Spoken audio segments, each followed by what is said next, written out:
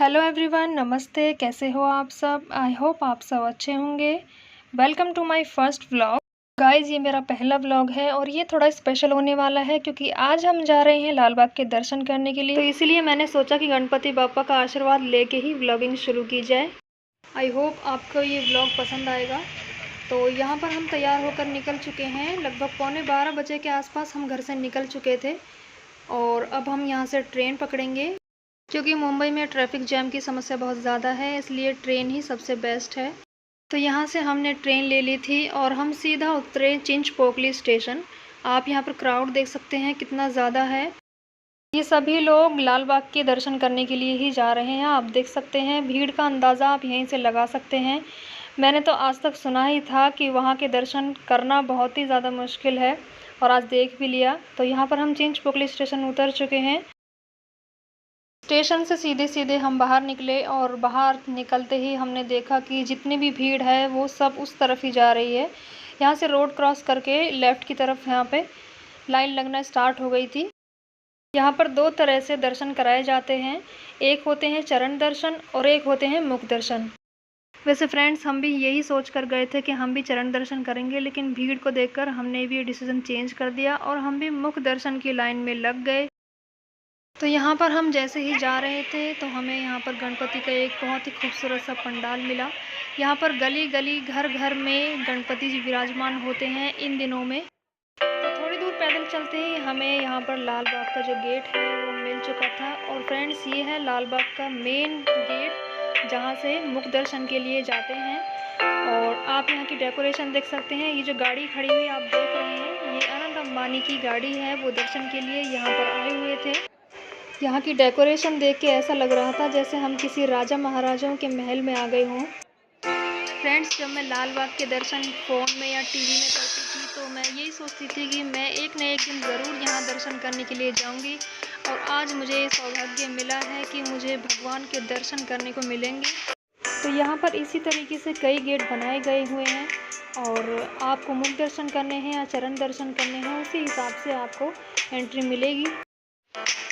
तो फ्रेंड्स, हम भी यहाँ पर लाइन में लग चुके थे और सभी को बेसब्री से इंतज़ार था कि कब भगवान हमको सबको दर्शन देंगे। और आप क्राउड देख सकते हो कि कितना ज़बरदस्त क्राउड यहाँ पर हो चुका है। और आप यहाँ की डेकोरेशन देखिए, कितने अच्छे तरीके से यहाँ पर डेकोरेशन कर रखी है और मैनेजमेंट भी बहुत ही अच्छा था यहाँ का। यहाँ पर सब भक्त नारे लगा रहे थे, गणपति बापा मोरया। इस नारे से एक अलग ही जोश और उत्साह लोगों में आ जाता है।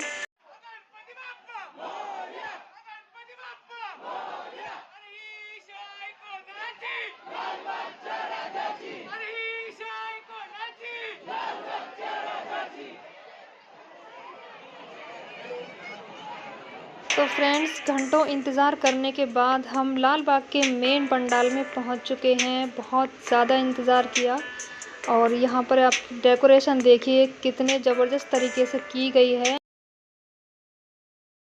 और अब धीरे धीरे इसी तरह से हमारा इंतज़ार अब ख़त्म हो चुका है और यहाँ पर गणपति बापा के दर्शन आप भी कीजिए और हम भी करते हैं। हर किसी का सपना होता है कि लाइफ में एक न एक बार लाल बाग के दर्शन करने हैं। तो मेरा भी इसी तरह से ये एक सपना था कि मैं एक बार ज़रूर यहाँ जाऊँगी।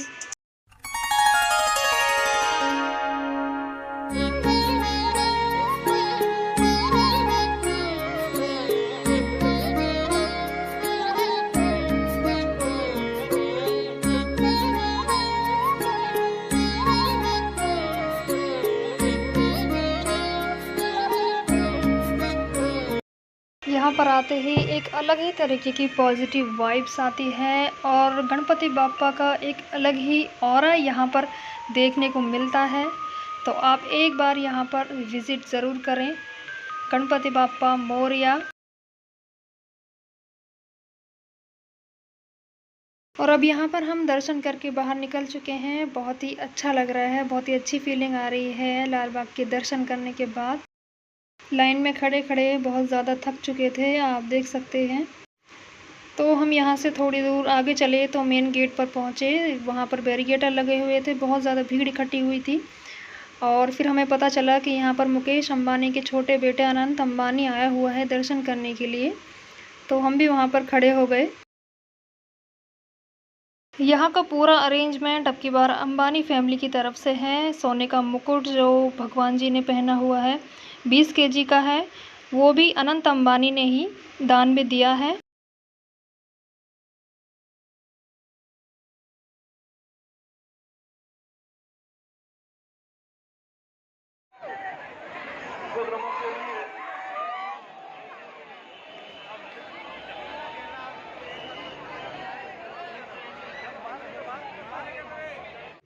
लाल बाग के दर्शन करने के बाद हम निकल चुके थे चिंतामणि के दर्शन करने के लिए।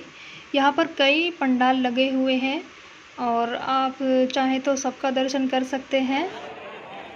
जैसे ही हम पंडाल की तरफ बढ़ रहे थे तो हमें यहाँ पर नेम वाली की चेन मिल गई थी और हमें लगा ये ख़रीदनी चाहिए, अच्छी लग रही थी देखने में।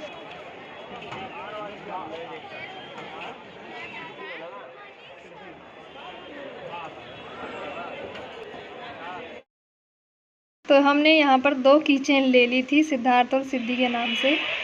तो अब हम बढ़ चुके हैं पंडाल की तरफ। यहाँ पर भी आप डेकोरेशन देख सकते हैं, बहुत ही ज़बरदस्त तरीके से करी हुई है और दोनों तरफ स्टॉल लगे हुए हैं। आप खाना पीना भी यहाँ पर खा सकते हैं और बच्चों के लिए यहाँ पे टॉयज़ वगैरह भी थे। और फिर हमने यहाँ पर भगवान के लिए प्रसाद लिया। प्रसाद लेकर हम आगे बढ़े। रात में बहुत ही खूबसूरत नज़ारा यहाँ पर देखने को मिलता है। अगर आप दिन में आएंगे तो ये लाइटिंग सिस्टम आपको नहीं मिलेगा देखने को।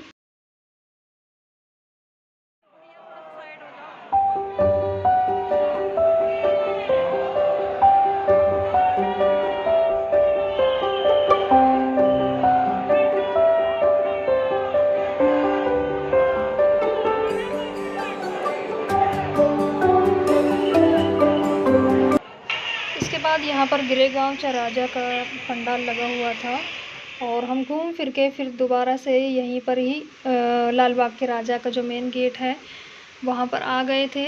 उसी के आसपास ही सारे पंडाल यहाँ पर ये लगे हुए हैं, आप आराम से सबके दर्शन कर सकते हैं। लेकिन लाल बाग के जो दर्शन हैं वो बहुत ही ज़्यादा टफ हैं।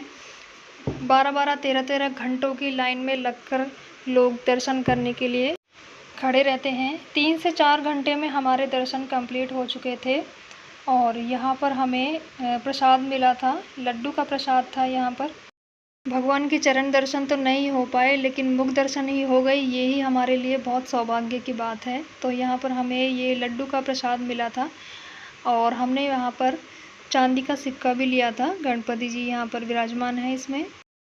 प्रसाद लेने के बाद हम घर की तरफ निकल चुके थे। आप टाइम देख सकते हैं कितना टाइम हो चुका है और हमने यहाँ पर टिकट ले ली थी ट्रेन की और हम निकल चुके हैं अब घर की तरफ। आई होप आज का ये छोटा सा व्लॉग आपको पसंद आया होगा, थोड़ा सा तो पसंद आया होगा।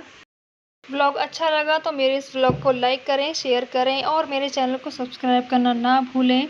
नेक्स्ट व्लॉग कब आएगा ये मैं भी नहीं जानती, लेकिन जल्दी ही लाने की कोशिश करूँगी अगर आपका प्यार और सपोर्ट अच्छे तरीके से बना रहा। और बहुत टाइम से सोच रही थी कि एक व्लॉग बनाऊँ लेकिन समझ नहीं आ रहा था किस चीज़ पे बनाऊँ। लेकिन इस चीज़ से अच्छी चीज़ क्या होगी, किसी भी काम को करने से पहले गणपति जी का नाम लेते हैं। तो मैंने भी शुरुआत कर दी है, गणपति बप्पा मोरया।